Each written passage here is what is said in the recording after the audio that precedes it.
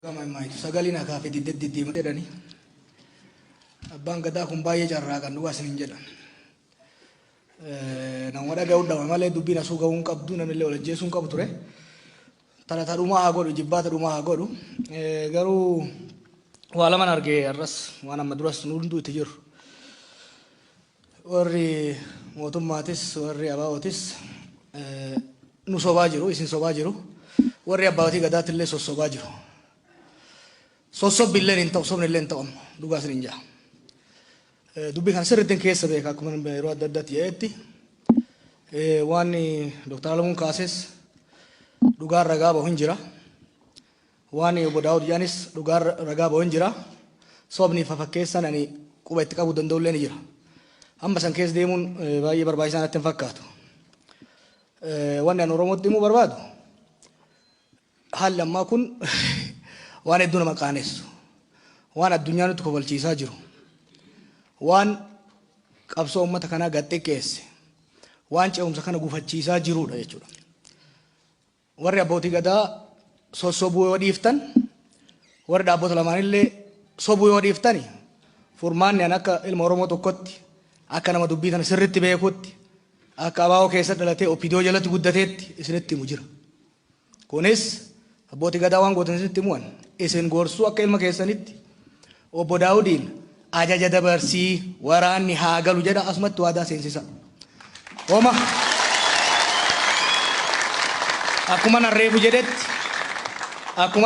jedhetti wanni inni tarreesse komiin inni tarreesse hedduun dhugaa qaba. Komiin tarreesse sun garuu waraana kana galchuu waan isa dhoorguu miti jechuudha.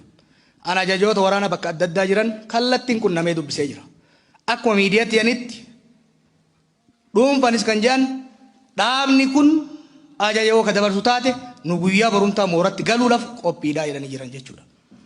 Hogganoota jaarmaa kana keessa jiranis hedduu isaanii dubbisee jira. Kana kan muruu danda'u amma homaa wanni irratti hullu hin jiru namoonni cinaa jiru hangafa kiyya nama abbaa kiyyaa obbo Daawud Ibsaati gara isaaniitiin. Kana irraan qabina sababalleen tuulina yoo dhugaadhaaf Oromoof qabsoofnaa biyya kana ceesifnaa jaallannu biraa kufansan gatii itti goona kan jedhan taate obbo Daawud Ibsaa har'uma labsa dabarsuudhaan waraanni akka galu gochuu gara isaaniitiin. Gama warra ODP'tiinis qulqulluu fakkeessanii dhiyaachuun soba. Gaafa duraa gaafa Eertiraa deemuu turan keessan ture quban qaba. Qaamni sadaffaa biraan barbaachisu Oromoo jidduutti abbootii gadaa qabadhaa deemaa jennaan abbootii gadaa dhiisanii gadeeman isaanii.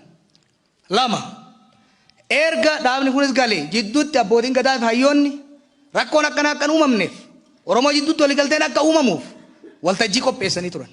Waltajjii san kan fashalse abbaa gadaa waajjiratti yaamee kan doorsise nu warra gargaares kan doorsise abbootii qabeenyaa gargaares doorsisaa turan warri mootummaatilleen. Sanii asis yeroo manguddoon gara Wallaggaa deeman osoo manguddoon nama dubbisuu deeman bira hin gahin manguddoon deebi'a isin fixu jedhanii sodaachisaa turan. Erga manguddoon achi ga'aniin kijiba miidiyaadhaan dabarsanii manguddoon tumamtee saamamtee jechaa turan. Isinitti himuu Oromoo mootummaa kana keessa araarri Oromoo keessa akka hin buune ka barbaadu sirna haaromsaa amma deemu kana keessa kan jiru wayyaareef dalagaaf sheeyxana biraatiifuu kan hin beeyne jira jechuu. Kanaaf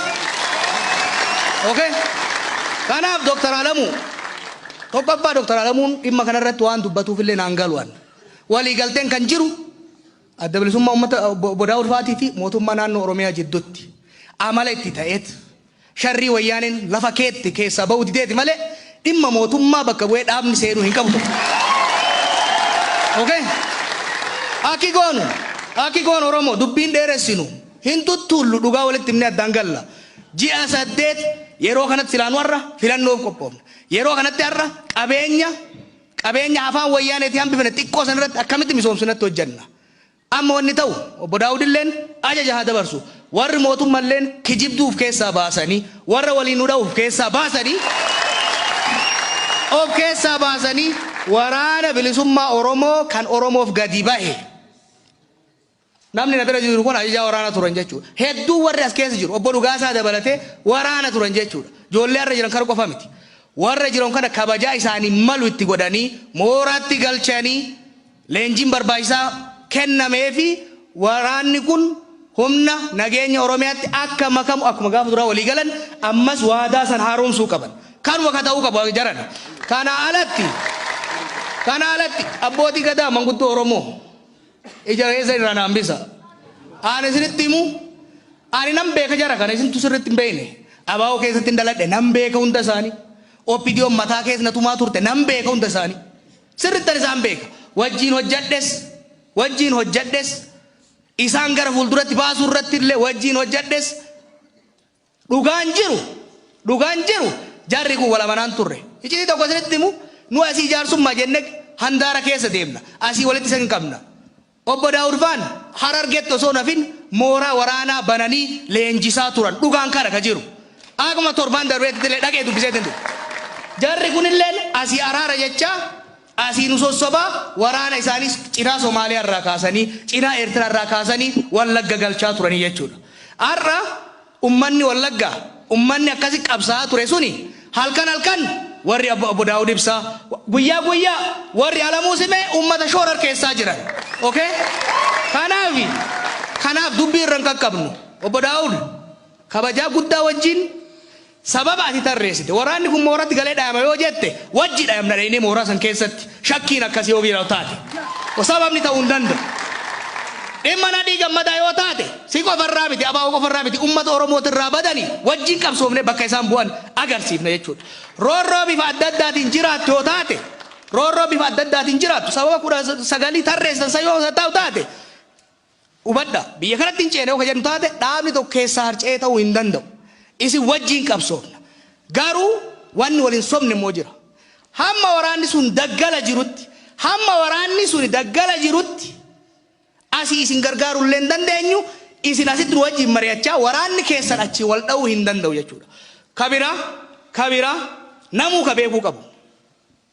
Mootummaan amma jiru ka ODP ti jaalannis jibbines. Amaanaan ce'umsa kanaa ka kenname Abiy Ahmaditti Lammaa Magarsaatitti. Kana ka beekamuu qabu.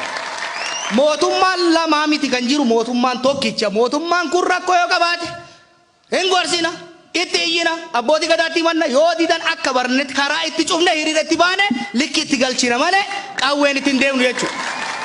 Kanaaf abbootii gadaa dubbii haa gabaabsinu. Dubbiin gabaabsu wayya. Waan gootanii hin yaadallee nurraa fuutanii qalbillee nu hirina wallee nu lolchiisina gahe waan gootan jara nu gaafadha. Daawud Ibsaatiin gadi bahee har'a isin duratti har'arraa kaasee lolli haa dhaabatu har'arraa kaasee waraanni bilisummaa Oromoo ajajni itti kennamee jira mooratti haa galuu haa jedhu. Jarri kana yoo ka godhu taate yoo jara amanuu baate anaa fi Bayyanaa Sanbatoo manguddoo biraa dabalannee waraana kana bira dhaabannee mooratti galchinee waan barbaachisu hin goona. Kana achitti yeroon walgayii teenye yeroollee of biraa qusosnee ummata keenya shawwadaa jirra. Hundi keenya tibba darbe obbolummaa bira dhaynee waliin mari'annee paartileen kun walitti dhufan jennee paartii 14 asii finnee tokkummaa jennee ummata keenya harka dhoofsifnee torban osoo hin gahin qalbii cabsine. Torban osoo hin gahin wanni lafa keenya sun hagarraa paartileen sun walitti dhufanii hin jaaramne jechuudha. Kanaafi ofis sobne walis sossobaa hin deemnu. Obbo Daawud labsa dabarsi waraanni haa galu isinilleen hattuu fi warra shayxaana ta'e nama lolchiisu ka olola gandummaa fi naannummaa mootummaa Oromiyaa keessa galchee isin bira taa'ee ummata Oromootirratti gandummaa labsu murnummaa labsu ummata keenya addaan kokkootu of keessaa baasa kana godha. Kana yoo ka gootan taate karaan hin dhufa yookaan immoo callisne yookaan sobaa oollu taate of sossobaa biyya tanas kokkofalchiisatuma qiletti galchuuf deemna. Kanuma jechuu barbaada. Noof oolcha galtooma.